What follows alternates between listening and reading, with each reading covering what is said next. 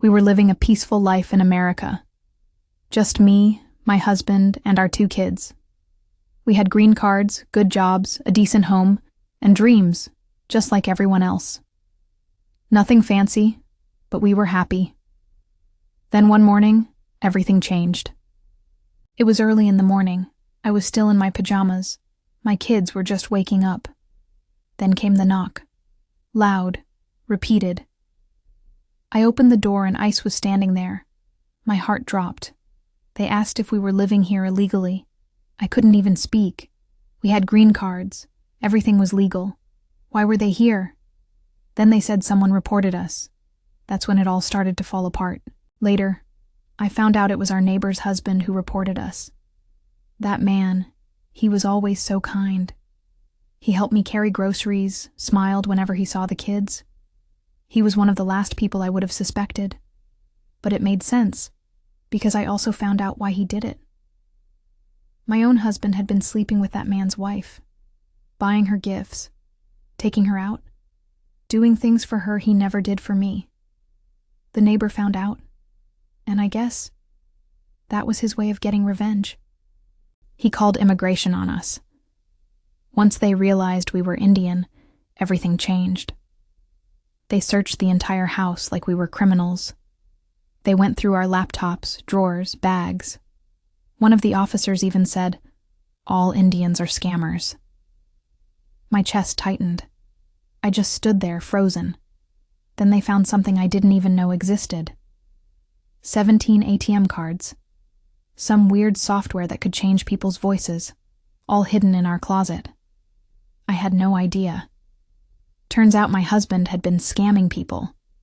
And the worst part? He was using my phone, my pictures, my name, to text those victims, to trick them.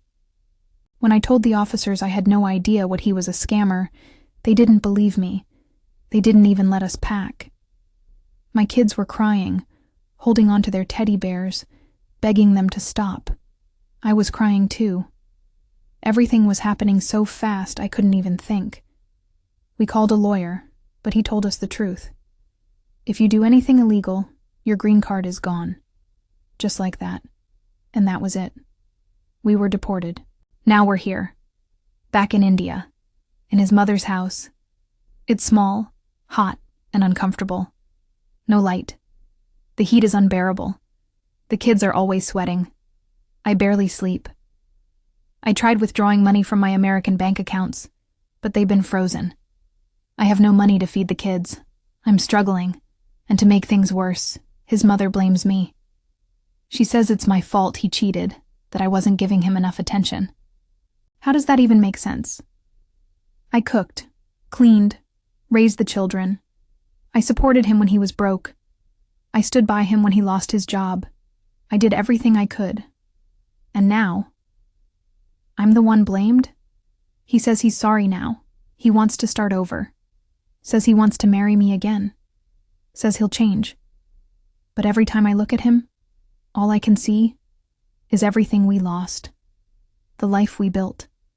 The country we called home. The future I dreamed of for my children. All gone because of him. I want to take my children and move to Canada. Start fresh. Somewhere safe. Somewhere far away. But we were denied visa. I'm stuck.